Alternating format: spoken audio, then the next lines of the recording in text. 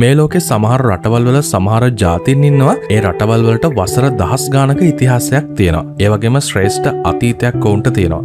ඒ කාලේ තිබුණු ගැම්ම ඒ විදිහටම තියෙනවා. එදත් දක්ෂයෝ අදත් දක්ෂයෝ. කිසිම කෙනෙක්ට බය නැහැ.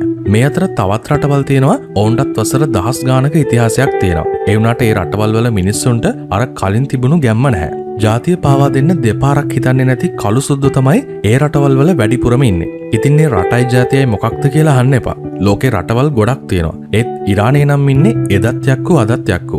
ඉරානයේ බලගන්නපු යුරේනියම් අපිට දෙන්න. එතකොට ප්‍රශ්නේ පොඩ්ඩක් ෂේප් කරගන්න පුළුවන්. මේ විදිහට පවසලා තිබ්බි රුසියාව විසින්. කොහොම නමුත් ඉරානයේ නිල වශයෙන් ප්‍රකාශ කළේ තමන් සතු බලගන්නපු යුරේනියම් කිසිම විදේශ රටකට දෙන්නේ නැහැ කියලා. තමාගේ රටේ න්‍යෂ්ටික ස්වෛරීභාවය ආරක්ෂා කර ගැනීම සඳහා මේ තොගේ ඉරානය තුළම තබා ගන්න බවට ඔවුන් ප්‍රකාශ කළා. ඒත් රුසියාව දිගින් දිගටම පවසන්නේ ඉරානය සතු මේ යුරේනියම් තොග රුසියාවට ගෙනවිල්ලා තැන්පත් කිරීම මගින් බටහිර රටවල් සහ ඉරානය අතර පවතින යුදමය නොසන්සුන්තාවය අඩු කරගන්න පුළුවන් කියලා. කොහොම හරි රුසියාව ඉරානයේ කොච්චර හොඳ යාළුවෙක් වුණත් මේ වැඩේට ඉරානය කැමති නැහැ. දැනට තියෙන ආරංචිවලට අනුව ඉරානය සතුව මේ වෙනකොට 60% මට්ටමට බලගන්නපු යුරේනියම් කිලෝග්‍රෑම් 400ක් විතර තියෙනවා. ඊට අඩුවෙන් බලගන්නපු යුරේනියම් කිලෝග්‍රෑම් 9500කටත් වඩා වැඩි ප්‍රමාණයක් තියෙනවා කියලා වාර්තා වෙනවා. ඉරානය තමාගේ න්‍යෂ්ටික කටයුතු වඩාත් රහස්‍යගතව සහ පොළොව යට ආරක්ෂිත ස්ථානවල තමයි සිදු කරන්නේ. ඒ නිසා යුරේනියම් ප්‍රමාණය වාර්තා වන ප්‍රමාණයට වඩා වැඩි වෙන්නත් පුළුවන්. සමහර වාර්තාවලට අනුව ඉරානයේ දැනටමත් න්‍යෂ්ටික බෝම්බයක් හදලා ඉවරයි. ඉතින් හරියටම කොයිම වෙලාවකවත් කියන්න බෑ ඉරානය සතුව තියෙන න්‍යෂ්ටික හැකියාව කොච්චරද කියලා. මොකද ජාත්‍යන්තර පරමාණුක ශක්ති ඒජන්සියේ පරීක්ෂකවරුන්ට ඉරාන මධ්‍යස්ථාන වෙත පිවිසීමට තිබුණු අවස්ථාවන් මේ වෙනකොට සීමා වෙලා තියෙනවා. කොහොම හරි ඉරානයට එරෙහි සම්බාධක ඉවත් කිරීමට නම් මේ යුරේනියම් තොග රුසියාව වැනි තුන්වන පාර්ශවයකට ලබා දිය යුතු බවට ඇමරිකාව කොන්දේසි පනවලා තියෙනවා. කොහොම හරි ඉරානය තමාගේ යුරේනියම් තොග රුසියාවට මාරු කිරීම ප්‍රතික්ෂේප කරනවා. ඒ කියන්නේ ඔවුන් ඕනම හමුදාමය හෝ ආර්ථිකමය පීඩනයකට මුහුණ දීමට සූදානම් පිට තමයි ඉන්නේ. ඔවුන් කීයටවත් ඇමරිකාවට යටත් වෙන්න සූදානමක් නැහැ. මේ අතරේ ඇමරිකානු B2 ප්‍රහාරකයානා ඊශ්‍රායලයට ලබා දීමේ සූදානමක් ගැන මේ වෙනකොට ආරංචි පළ වෙලා තියෙනවා. ඉරානයේ භූගත මධ්‍යස්ථානවලට එරෙහිව ස්වාධීනව කටයුතු කිරීමට ඊශ්‍රායලයට තිබෙන හැකියාව තහවුරු කිරීම සඳහා B2 යානා ඊශ්‍රායලයට ලබා දෙන්න යනවා කියලා තමයි වාර්තා වෙන්නේ. කොහොම නමුත් මේක තාමත් යෝජනාවක් විතරයි. තාමත් මේ යානාවන් ඊශ්‍රායලයට ලබා දීලා නැති වුණත් ඒවා ඉන්දියන් සාගරයේ පිහිටලා තියෙන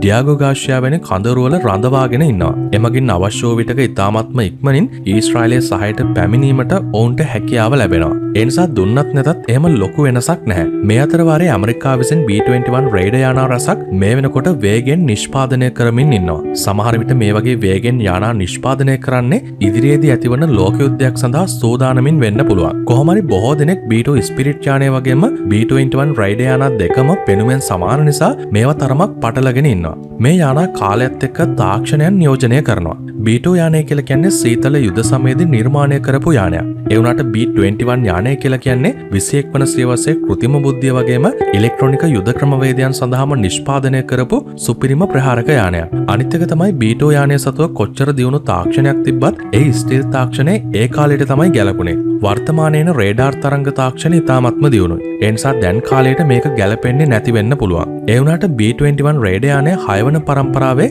ස්ටීල් තාක්ෂණයෙන් යුක්ත වෙනවා. මේ මතුපිට සහ හැඩය AI මගින් නිර්මාණය කරලා තියෙන්නේ ඕනම දිශාවකින් එන රේඩාර් තරංග අදෝරක්ත කිරණ සහ ශබ්දය පවා අවම වන විදිහට.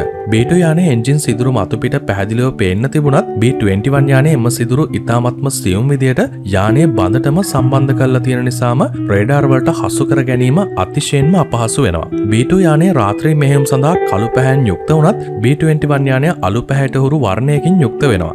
ඒ කියන්නේ මේකෙන් දවල්ටත් සාර්ථකව මෙහෙයුම් කරන්න පුළුවන්. මොනාතින් බැලුවත් B-2 ප්‍රහාරක යානයට වඩා B-21 ප්‍රහාරක යානා ගොඩක් ඉදිරියෙන් ඉන්නවා. යානය නිෂ්පාදනය කරන නෝත්‍රොප් ග්‍රූමන් සමාගම තමාගේ නිෂ්පාදන ක්‍රියාවලිය මහා පරිමාණ මට්ටමට ගෙන ඒම සඳහා මේ වෙනකොට කටයුතු කරමින් ඉන්නවා. ඇමරිකානු රජය මේ සඳහා අවශ්‍ය අරමුදල් විශාල වශයෙන් වෙන් කරලා තියෙනවා. ඉලක්කය වෙලා තින්නේ අඩුම තරමින් මේ වගේ යානාවන් 100ක්වත් ඉතාමත් ඉක්මනින් ඇමරිකානු හමුදාවට එකතු කිරීමයි. හැකියාව තියෙනවා නම් ඉදිරි කාලෙදී යානාවන් 100කටත් වඩා වැඩි ප්‍රමාණයක් වුණත් මිලදී ගන්න සෝදානමින් ඉන්නවා කියලා ඇමරිකානු රජය පවසලා තියෙනවා. මේ යානේ තවත් විශේෂත්වයක් තමයි මේ මිනිසුන් රහිතව පියාසර කරවීමට පවා හැකි විදියට නිර්මාණය කරලා තිබීම.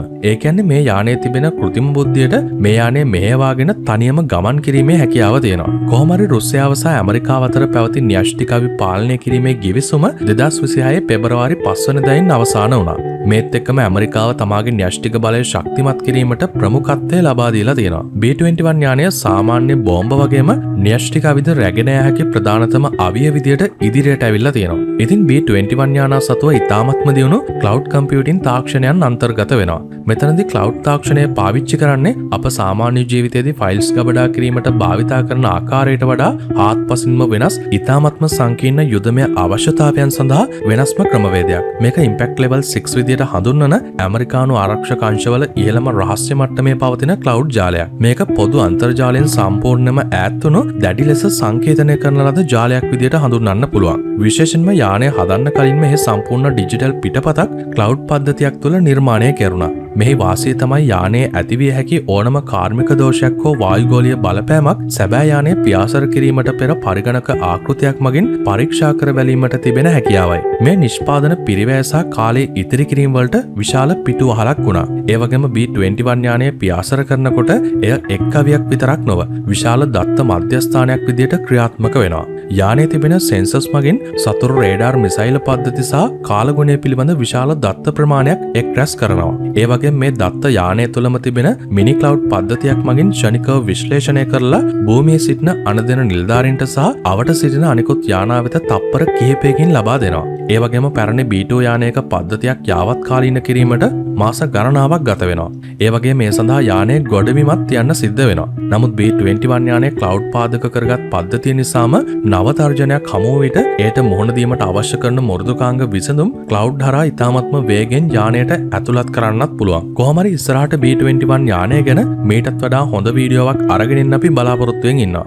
දැනට මේකෙන් ප්‍රමාණවත් දැනීමක් ලැබෙන්නේ නැති කියලා අපි විශ්වාස කරනවා.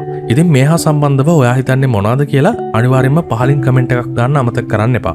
අපි මේ වගේම අලුත්ම වීඩියෝවකින් හම්බෙන බලාපොරොත්තුෙන් අදට සමු අරගෙන යන්න තමයි සූදානම් වෙන්නේ. ඔයාලා තාමත් අපේ channel එක subscribe කරලා නැත්නම් අනිවාර්යෙන්ම පහලින් තියෙන රතු පාට බටන් එක ඔබලා subscribe කරන්න. ඒ වගේම පුංචි bell icon එක click කරොත් අපි අලුතින් වීඩියෝ එකක් දාපු ගමන් ඔයාලඟට ගෙන්න ගැනීමේ හැකියාව තියෙනවා. ඉතින් අපි අලුත්ම වීඩියෝවකින් හම්බෙමු. සියලුම දෙනාට සුබ දවසක්.